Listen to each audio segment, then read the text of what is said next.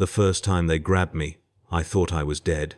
That was 3 years ago, back when I still believed the Emperor protected the faithful and that dying for the Imperium meant something. Now I know better. Death would have been mercy. Death would have been clean. What the Orks did to me instead was far worse than any bolt round to the skull or chainsword through the gut. They decided I was entertaining.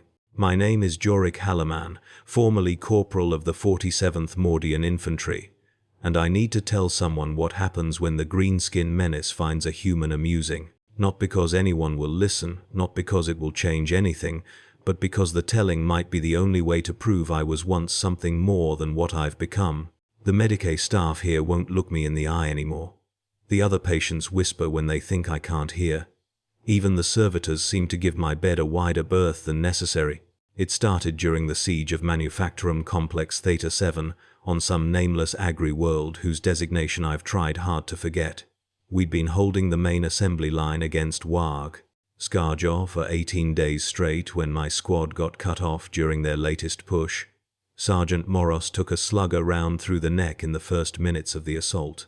Trooper Vecht disappeared under a pile of green flesh that had once been a single Ork boy, but had somehow multiplied into 4 of the bastards. I watched Hagen try to fix his bayonet as a knob's power claw separated his arms from his shoulders with surgical precision. The sound of that claw cycling through flesh still wakes me at night. It's not the wet tearing you'd expect, but a clean mechanical hum followed by the soft thud of limbs hitting ferrocrete. Hagen didn't even scream.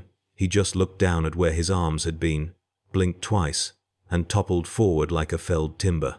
I'd emptied my lasgun's power pack into the mob and was reaching for my combat knife when the biggest Ork I'd ever seen backhanded me across the Manufactorum floor. The impact should have killed me. The iron-hard knuckles of his power claw should have caved in my skull or crushed my spine. Instead, I skidded 20 meters across the oil-stained deck plating and came to rest against a damaged power coupling, completely intact except for a ringing in my ears and the taste of blood in my mouth. That's when I heard it. Laughter, not the mechanical bark of Voxcaster static or the death rattle wheeze of punctured lungs, but genuine, delighted laughter rumbling up from deep in the Ork's barrel chest. He was looking at me the way a child looks at a new toy, head tilted to one side, yellow eyes bright with curiosity. "Dis one's got bounce," he bellowed to his mob in that crude low Gothic that all Orks seem to speak. "Look, how far he went. Do it again." Before I could process what was happening, another Ork grabbed me by the ankle and hurled me back across the floor.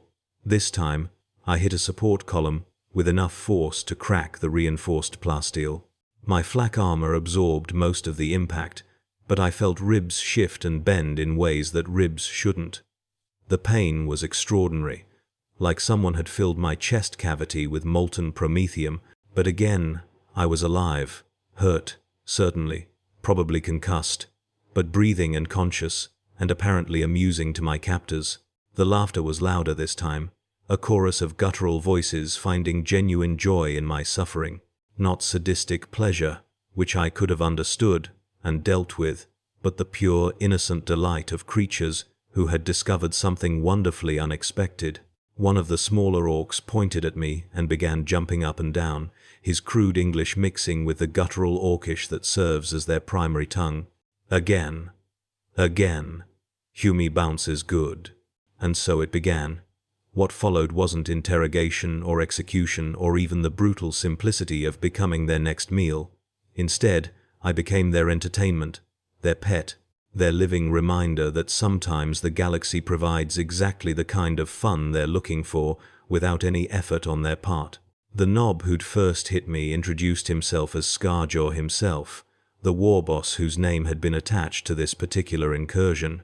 He was larger than any Ork I'd encountered in 7 years of Imperial Guard service, easily 3 meters tall and proportionally broad, with cybernetic augmentations grafted onto his skull and spine that hummed with barely contained energy. His power claw had been decorated with human teeth, arranged in careful patterns, and his crude armor bore the scars of 100 battles across worlds I'd never heard of. But what struck me most about Scarjaw wasn't his size or his obvious lethality. It was his eyes. Most orcs have the flat, predatory stare of apex carnivores, all hunger and violence, and the simple desire to break things. Scarjaw's eyes held intelligence, not human intelligence, but something cunning and patient and far more dangerous than mere brutality. He looked at me like I was a puzzle he intended to solve through careful experimentation. "You's gonna be my favorite," he told me that first day, his massive hand resting on my shoulder with casual ownership. "Gonna see just how much fun one little humie can be." They kept me in a cage welded together from scrap metal and salvaged components torn from Imperial vehicles. The bars were irregularly spaced, some wide enough for me to stick my arm through, others barely allowing light to filter in. The floor was uneven sheets of plasteel that had been heated and bent into roughly flat shapes, leaving gaps where small items and bits of food could fall through to rot in the darkness below. There was no provision for sanitation, no privacy, no dignity.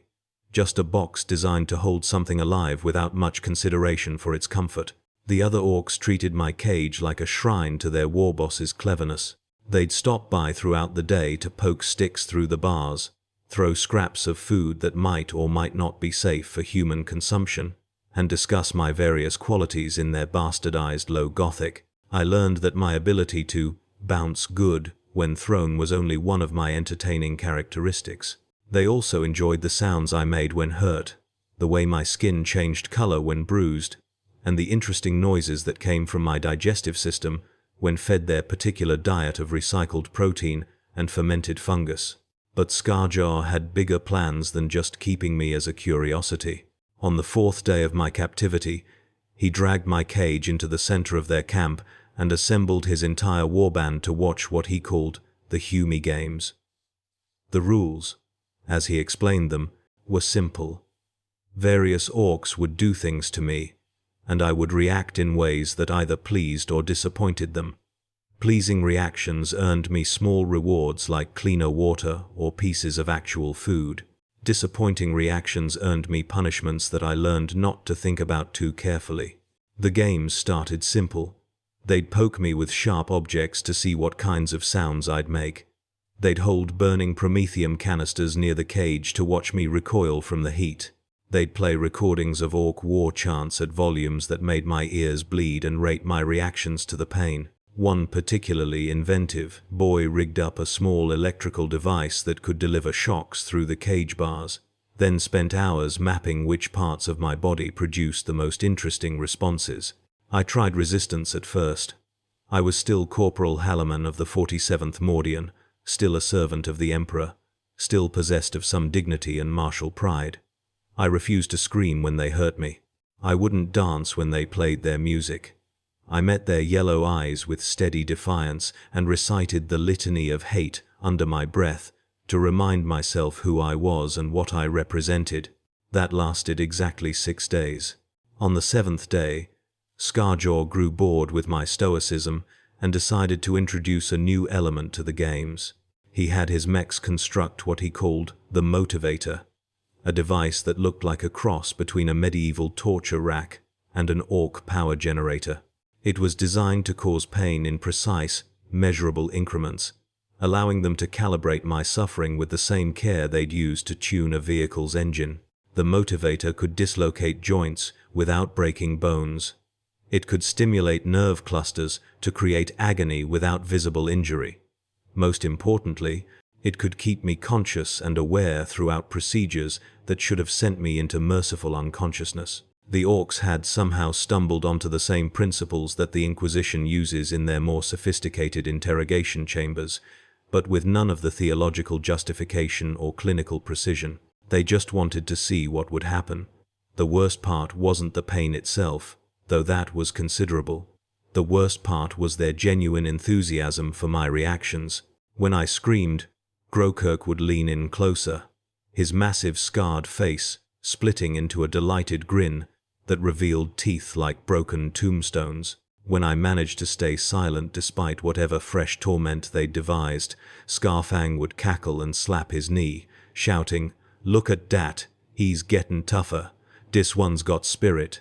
They treated my suffering like a sporting event they were both participating in and spectating. There was no malice in it, no hatred or anger. They were simply curious. And that somehow made it infinitely worse than if they'd been torturing me out of spite or for information. At least then I could have understood their motivations, could have found some framework to process what was happening to me. Instead, I was a lab rat that happened to make interesting noises. Days blended into one another in that metal tomb. The Orks had no concept of regular schedules, working in bursts of manic energy followed by periods where they'd wander off to attend to other projects, leaving me hanging in whatever configuration they'd arranged. Sometimes Scarfang would remember to toss me scraps of something that might charitably be called food. More often, I survived on the drips of condensation that leaked from the ship's corroded ceiling.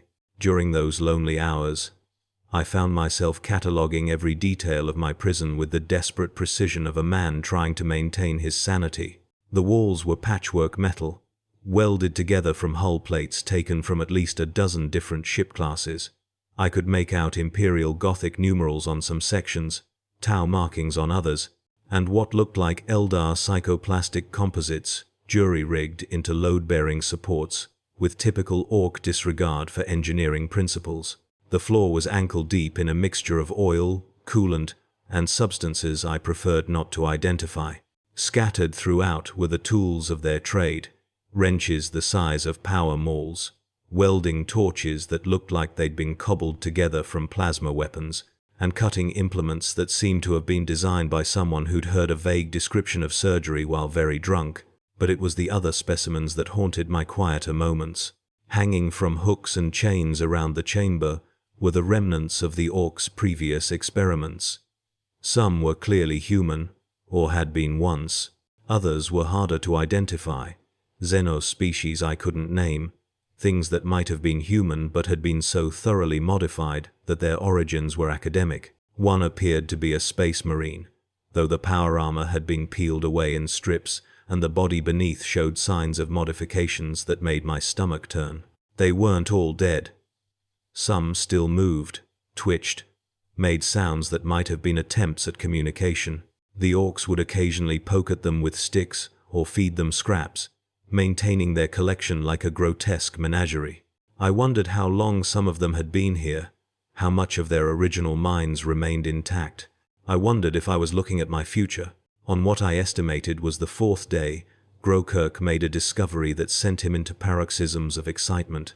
He'd been testing the limits of the pain amplifier when he noticed something that made him stop mid-experiment and stare at me with the intensity of a scholar making a breakthrough. "Scarfang," he bellowed, his voice echoing off the metal walls. "Come, look at this. Da Umi's getting stronger." It was true, though I hadn't fully realized it myself until he pointed it out. The same settings that had left me screaming on day one now produced merely gasps and grimaces. My body was adapting, building tolerance, finding ways to process pain that should have been unbearable. It was a testament to human resilience. But to the Orks, it was simply another fascinating variable to explore. Well, Scarfang mused, rubbing his massive chin with one oil-stained finger. "Looks like we got ourselves a proper specimen. Here, most of 'em break after a day or two. This one's actually learning." They spent the next several hours discussing their findings with the enthusiasm of natural philosophers, completely ignoring the fact that their subject was still conscious and listening. They debated whether my increased tolerance was physiological or psychological, whether it could be measured and quantified, and most disturbingly, whether it could be enhanced through additional modifications. "What if we gave I am some of dat combat stim we took off the guard?" Scarfang suggested. "Might make I am even tougher." "Nah," Grokirk replied, waving a dismissive hand. "Dat stuff makes 'em too aggressive. Remember what happened to the last one? Broke his own arms trying to get at us. Made a right mess." True. But what about dose nerve boosters from the Medicae station? The ones that make you feel everything more? They continued their discussion as if I were a piece of equipment rather than a human being, and I realized with growing horror that this was exactly how they saw me. I wasn't a person to them. wasn't even an enemy. I was a tool, a device for generating interesting data, a toy that happened to make noise when operated. But as the hours passed, I began to notice something else. Despite their casual cruelty, the Orks were surprisingly professional. They kept detailed notes, scrawled in their crude but effective script on metal plates that covered one wall. They maintained their equipment with meticulous care. They even made sure I received enough food and water to remain functional, though their definition of enough was rather generous. More importantly, they were learning. Each experiment built on the last, each test more sophisticated than the previous attempt. What had started as random torture was evolving into something approaching actual science, albeit science conducted without any regard for ethics or consent. And I was learning too, though I tried to hide it. I was learning their patterns, their habits, their blind spots. Grokirk was the theorist, always looking for new ways to test his hypotheses. He was methodical, patient, and terrifyingly intelligent beneath his brutish exterior. Scarfang was the practitioner, more interested in the immediate results than the underlying principles. He was impulsive, easily distracted, and prone to modifying experiments on the fly based on whatever caught his attention. Both of them had one crucial weakness. They assumed I was as fascinated by their work as they were. It was this assumption that gave me my first real opportunity to act, rather than simply endure. On what I estimated was the 6th day, Scarfang was showing off a new modification to their pain amplifier when he made a mistake. In his excitement to demonstrate how the device could selectively target different nerve clusters, he moved within reach of my restraints. I'd been practicing, using the long hours between experiments to test the limits of my bonds. The Orks had secured me thoroughly, but they'd designed the restraint system for containment rather than absolute immobility. There was just enough play in the chains to allow for a limited range of motion, presumably so they could observe my reactions more clearly. It wasn't much, but it was enough. When Scarfang leaned in to adjust a setting on his device, I managed to hook my leg around his arm and pull him off balance. He stumbled forward with a surprised grunt, his massive bulk carrying him into the control panel for the pain amplifier.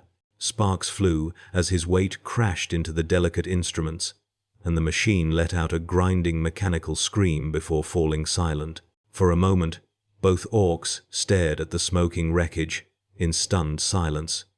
Then Grokirk began to laugh, a booming sound that filled the chamber. "Look at dat," he chortled, slapping his knee with enthusiasm. "He's startin' to fight back. I told you this one was special." My heart sank as I realized my desperate gambit had backfired spectacularly. Instead of anger or frustration at the destruction of their equipment, the Orks were genuinely delighted by this new development. I hadn't damaged their experiment. I'd made it more interesting. Right clever, that was, Scarfang admitted, extracting himself from the wreckage with surprising grace for something his size. "We're gonna have to watch this one more careful like." "Oh, we're gonna do more than that," Grokirk replied, his eyes gleaming with scientific fervor. "If he's smart enough to break our equipment, he's smart enough for dar advanced tests." I didn't like the sound of that. I didn't like the sound of that at all.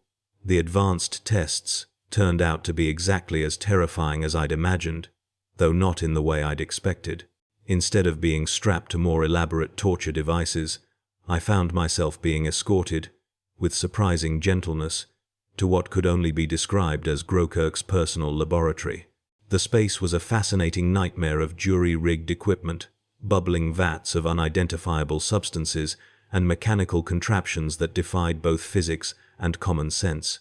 "Now den," Grokirk announced, settling his massive frame into a reinforced chair that groaned ominously under his weight. "We're gonna do this proper like.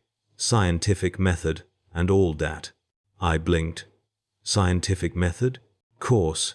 Can't learn nothing about cleverness if we don't do it right. First, we establish hypothesis." Scarfang nodded sagely from his position near what appeared to be a device for measuring the aerodynamics of severed heads.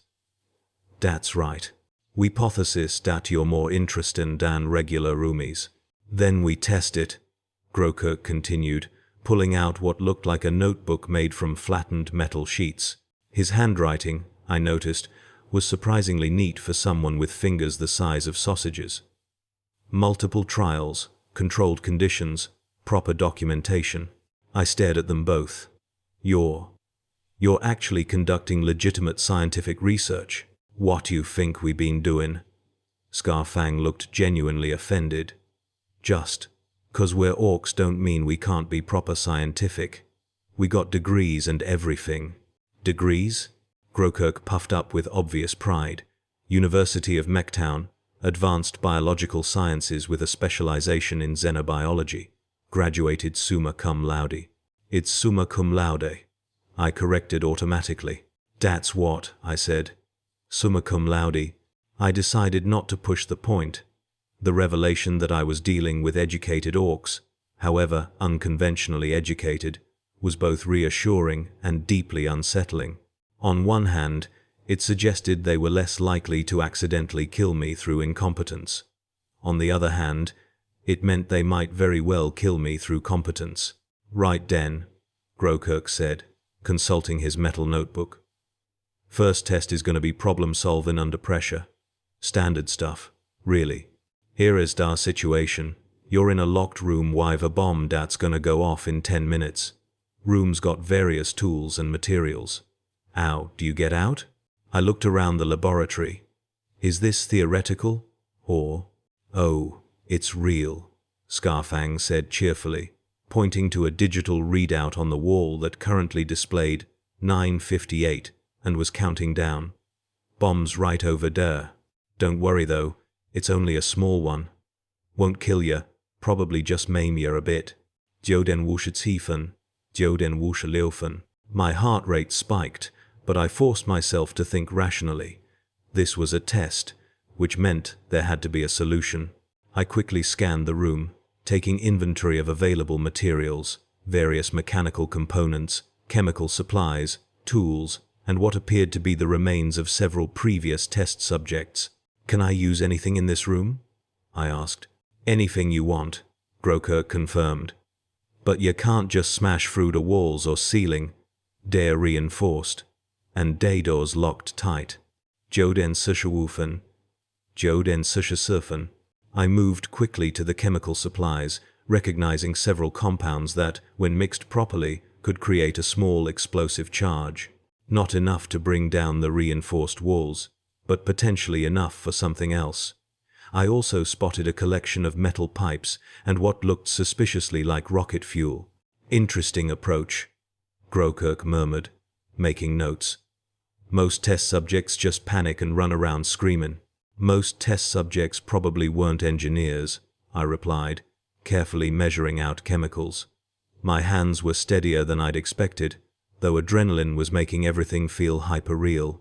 Joden Arschafen, Joden Shijofen. The plan forming in my mind was completely insane, but it was the kind of insane that might actually work. Instead of trying to escape the room, I was going to redirect the explosion. Using the metal pipes, I could create a crude but effective rocket nozzle. The chemical mixture would provide the propellant. And the bomb itself, Grokirk, I called out, not looking up from my work. How exactly does that bomb work? Standard timer mechanism, he replied. Why? Just curious about the detonation method. I was already moving, assembling the makeshift rocket engine with practiced efficiency. Years of jury-rigging mining equipment were finally paying off in the most unexpected way. Baden Sicherwufen. Baden Sichersiffen. I positioned the contraption so that when the bomb detonated, the explosion would be channeled through my improvised rocket nozzle and directed at a specific point on the wall, not to break through, but to activate the fire suppression system I'd noticed earlier.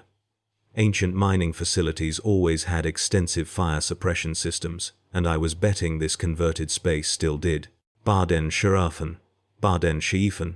Very clever, Scarfang observed.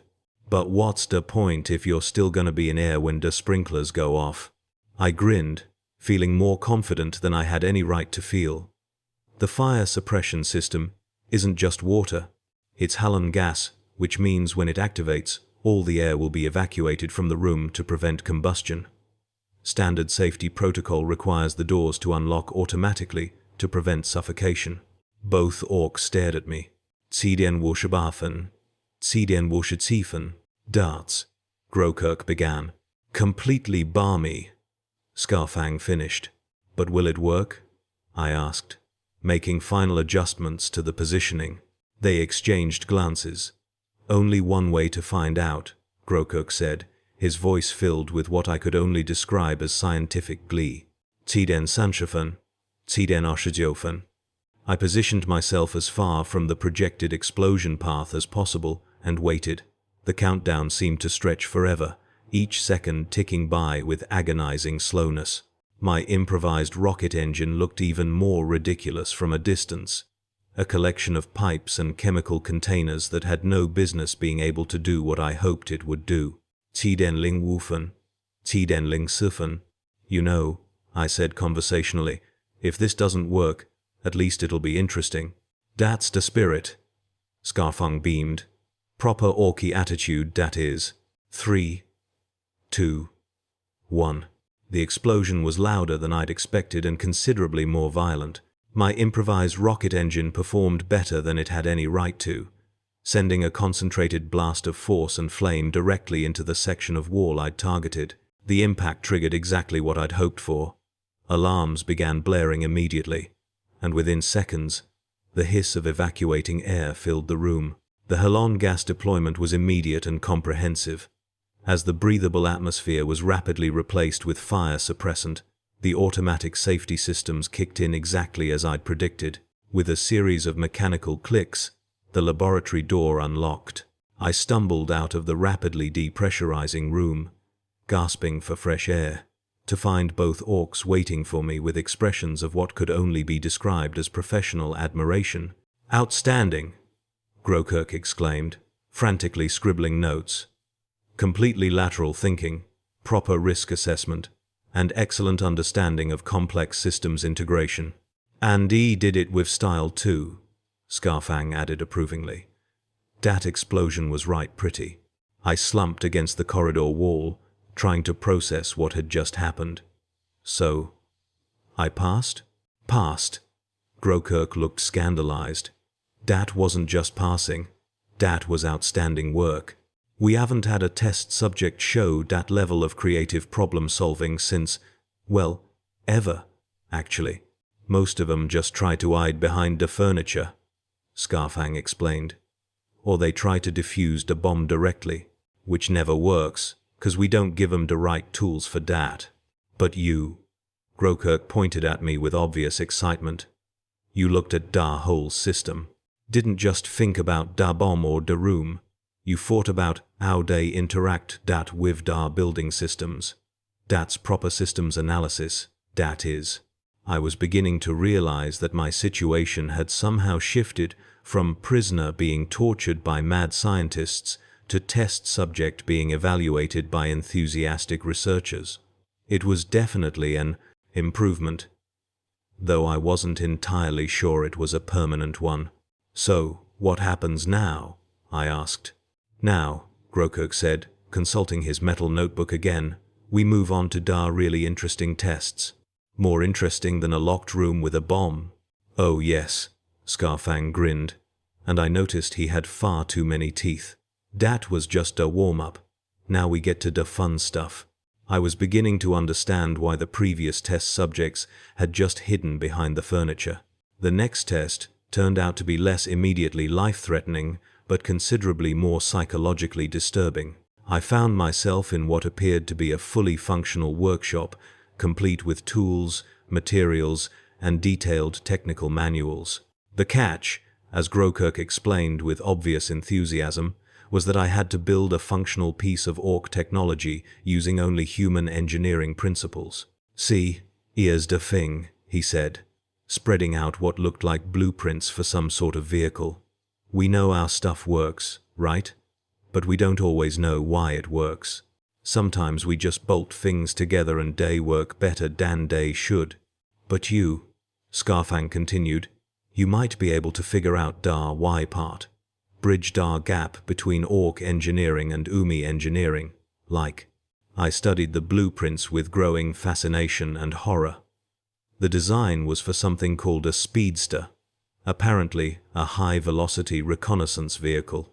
The engineering was simultaneously brilliant and completely insane. Components that should never work together were integrated in ways that defied conventional wisdom, but somehow achieved remarkable efficiency. "This is impossible," I muttered, then caught myself. I mean, it should be impossible. But clearly it works. So, exactly. Grokirk beamed. Now you're getting it. Question is, can you make it work using proper Umi engineering methods? I spent the next several hours in what could only be described as an engineering fever dream. Every time I tried to apply conventional design principles to the speedster blueprints, I ran into fundamental contradictions. The power-to-weight ratios were wrong, the materials shouldn't be able to handle the stresses involved, and the fuel system appeared to violate several basic principles of combustion. But gradually, I began to see the underlying logic. Ork engineering wasn't just random. It was based on a completely different set of assumptions about how mechanical systems should work. Where human engineering prioritized reliability and predictability, Ork engineering seemed to prioritize adaptability and raw performance. "I think I'm beginning to understand," I said finally, looking up from a half-assembled engine component.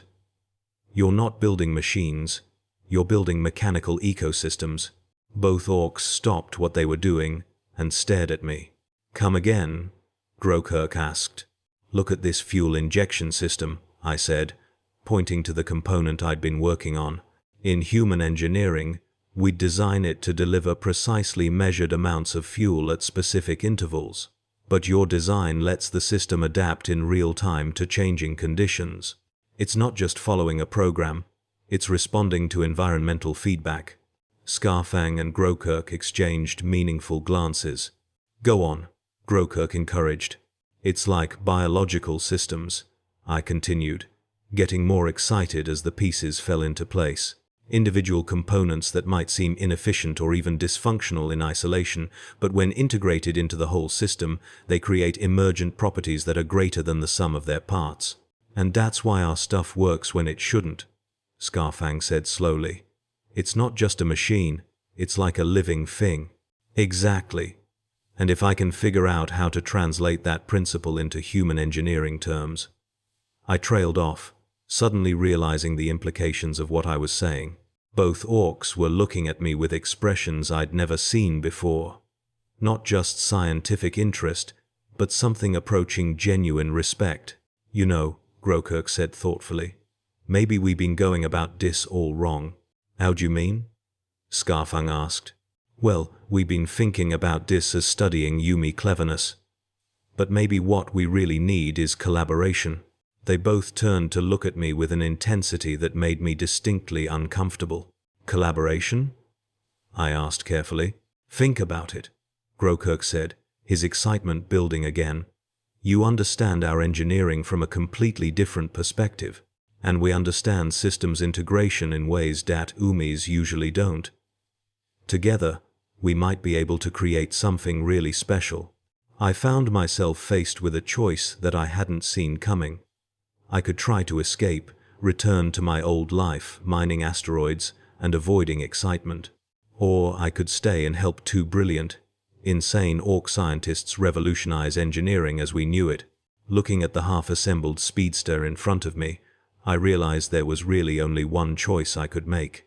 "All right," I said. "Let's see what we can build together." The grins that spread across both Ork faces were simultaneously terrifying and oddly reassuring. I had the distinct feeling that my life was about to become very interesting indeed. 3 months later, I stood in what had once been a pristine Imperial engineering bay, now transformed into something that defied every safety protocol ever written. Exposed power cables snaked across the floor like mechanical serpents. Welding sparks rained down from overhead platforms, and the air thrummed with the bass note of barely contained energy. The speedster had grown. What started as a simple racing vehicle had evolved into something that could only be described as a mechanical fever dream. Grok and Scarfang had taken my initial suggestions about aerodynamics and structural integrity, processed them through their uniquely Orkish worldview, and produced something that shouldn't exist, according to any rational understanding of physics. The vehicle now sported retractable wings that could fold into racing configuration or extend for limited atmospheric flight. The engine had tripled in size and somehow became more efficient in the process. Most disturbingly, it had begun making what I could only describe as happy rumbling sounds during startup sequences. "Oi, Umie," Grok called from beneath the machine's belly, where he was installing what appeared to be a teleportation stabilizer jury-rigged from scavenged navigation equipment. "Come, have a look at this bit." I ducked under the chassis, marveling at the organized chaos of their work. Every system had redundancies, but not in any way I'd ever seen before. Instead of backup components, they'd installed what they called lucky extras, additional parts that served no apparent function except to make the machine feel better about itself. The strangest part was that it worked. Every simulation I'd run, every stress test I'd conducted, came back with results that made me question my understanding of engineering fundamentals. The speedster was faster, more maneuverable, and significantly more durable than anything I'd designed in my previous career. "See this coupling gear?" Grok pointed to a junction where 3 different systems met in a tangle of cables and pipes that looked like it had been assembled by an artistic madman. "Your calculations said it should be here, but me gut said it should be over there. So we put it in the middle and told it to make up its own mind. That's..." I stared at the component, which was indeed making its own decisions about power distribution based on real-time performance needs. "That's actually brilliant adaptive engineering." "Course it is." Scarfang's voice boomed from the cockpit, where he was installing what he'd termed proper comfort features, a seat that adjusted itself based on G-force prediction and a control interface that reorganized itself based on the pilot's stress levels. "We's the best mechs in the sector." He wasn't entirely wrong. Word had spread through the Ork warband about our collaboration, and we'd gained a small following of younger mechs who hung around the workshop asking increasingly sophisticated questions about torque ratios and energy efficiency curves. I'd started giving impromptu lectures on materials science, which they absorbed with the enthusiasm of students discovering a new form of warfare. The irony wasn't lost on me. I'd spent years in Imperial service trying to convince hidebound superiors to approve minor modifications to established designs. Here, I was working with aliens who treated my wildest theoretical concepts as reasonable starting points. "Right then," Scarfang announced, climbing down from the cockpit. "Time for da big test." My stomach clenched. We'd been building toward this moment for weeks, but I still wasn't prepared for it. The speedster was scheduled to compete in what the Orks called a proper race, a contest that involved not just speed, but combat, obstacles that changed during the race, and something called style points that seemed to be awarded entirely at random. "Are you sure the quantum stabilizers are properly calibrated?" I asked, running through my pre-flight checklist for the dozenth time. "Stop worrying so much," Grok said, slapping my back with enough force to rearrange my internal organs. "We built her together, didn't we? She'll do us proud." The workshop had filled with spectators. Orks from across the warband who'd come to see the weird Umi contraption that their 2 most notorious mechs had been working on. I recognized faces from my first terrifying day here, including several who'd initially suggested eating me. Boss Scarjaw pushed through the crowd, his massive frame casting shadows across our work area. He'd taken a peculiar interest in our project, visiting regularly to observe our progress and ask questions that demonstrated a surprisingly sophisticated understanding of engineering principles. "So," he rumbled, examining the speedster with the eye of someone who understood what he was looking at. "This is what happens when Orks and Umis put their eads together." "Yes, sir," I managed, still not entirely comfortable around the warband's leader despite months of relatively cordial interaction. "Interesting," He walked around the vehicle slowly, taking in every detail. Very interesting. Tell me, Yumi, what do you think would happen if we applied these principles to, say, a battle cruiser? The question hit me like a physical blow. I'd been so focused on our immediate project that I hadn't considered the broader implications of what we'd accomplished.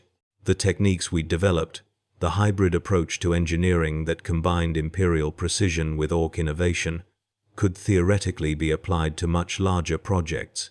The structural modifications would need to be scaled appropriately, I heard myself saying, but the core concepts should transfer. Enhanced maneuverability, improved energy efficiency, adaptive systems that respond to combat conditions. Right. Scarjaw's grin was predatory. We'll talk about that later. For now, let's see how your little experiment performs. The racetrack had been carved into an asteroid field, a twisted course of hairpin turns, vertical loops, and obstacles that included active weapons, emplacements, and gravitational anomalies. Other contestants were already taking practice runs, their vehicles ranging from conventional Ork racing machines to bizarre hybrid creations that defied easy categorization. I strapped myself into the passenger seat, trying not to think about the statistical probability of survival. Grok took the pilot's position, his massive hands surprisingly gentle on the controls we'd designed together. Remember, I said over the comm system, the new power distribution system needs a 3-second warm-up before. I remember everything, Umi, Grok interrupted, but his tone was fond rather than annoyed. We built her together, yeah? I know her like me own thoughts. The race began with a sound like thunder cracking across space. 20 vehicles launched simultaneously from the starting platform, immediately spreading out, as different pilots chose different approaches to the first obstacle. A series of rotating rings that required precise timing to navigate safely. Most of the other racers attacked the rings head-on, relying on speed and luck to carry them through.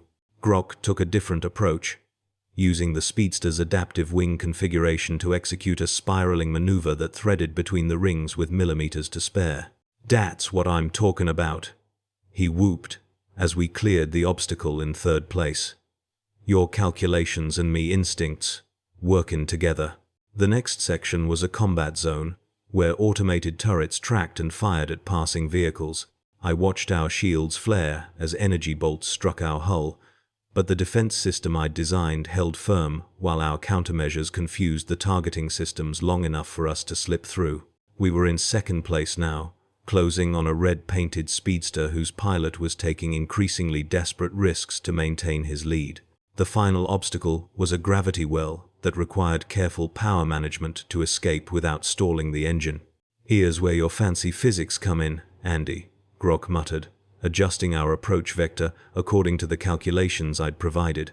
Easy on the throttle, I advised, monitoring our power levels. Let the gravitational slingshot do most of the work. We dove into the well, our speed building as we fell toward the artificial singularity at its center. At precisely the right moment, Grok fired our engines, using the combined force of our thrust and the gravitational catapult to launch us past the leading vehicle and across the finish line. The roar of approval from the watching crowd was deafening. Orks who'd never seen me as anything more than an oddity were suddenly slapping my back and buying me drinks. Grok and Scarfang were beside themselves with pride, retelling the story of our victory to anyone who'd listen.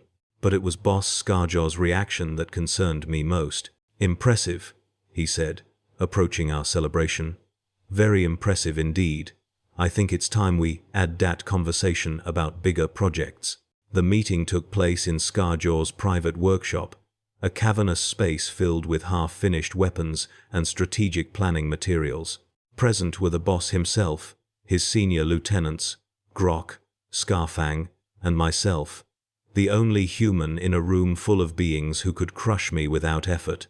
Right then, Scarjaw began, activating a holographic display that showed fleet formations and tactical analyses. Let's talk about what comes next.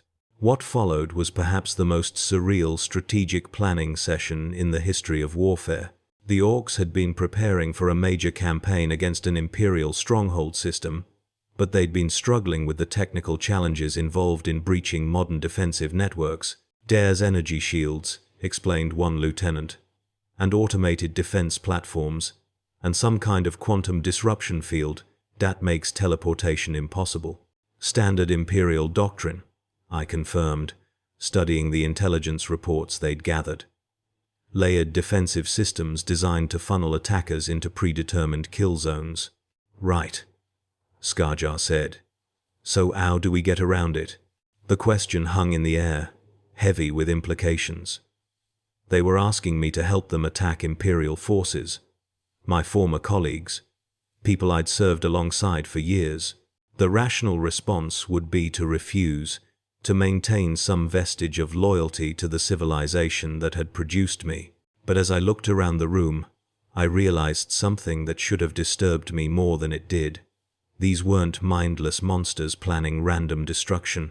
They were military professionals discussing a complex tactical problem, and they'd asked for my input because they respected my expertise. More than that, I'd come to respect theirs. Over the past months, I'd seen firsthand how Ork society functioned, how their seemingly chaotic approach to problems often produced elegant solutions that more rigid thinking couldn't achieve. They weren't evil. They were simply different, operating according to a worldview that prioritized innovation and adaptability over bureaucratic procedure.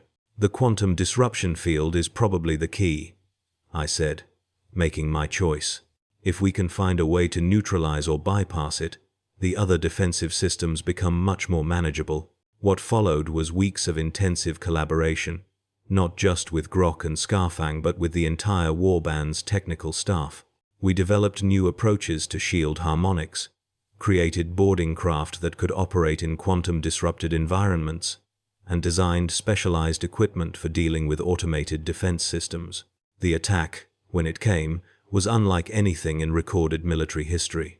Instead of the traditional Ork approach of overwhelming frontal assault, we executed a complex multi-phase operation that used precision strikes to create cascading system failures throughout the defensive network. The quantum disruption field collapsed within the first hour, allowing specialized teams to teleport directly into critical infrastructure nodes. But what struck me most was how the Orks conducted themselves during the battle. There was no unnecessary destruction, no random violence against civilians. They were focused, professional, almost surgical in their approach. Facilities were captured intact, personnel were taken prisoner rather than killed, and critical systems were preserved rather than destroyed. It was conquest, but it was intelligent conquest, carried out with a level of strategic sophistication that would have impressed Imperial war colleges.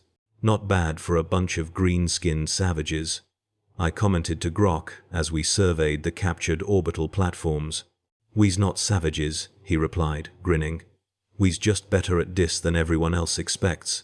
In the aftermath of the campaign, something unexpected happened.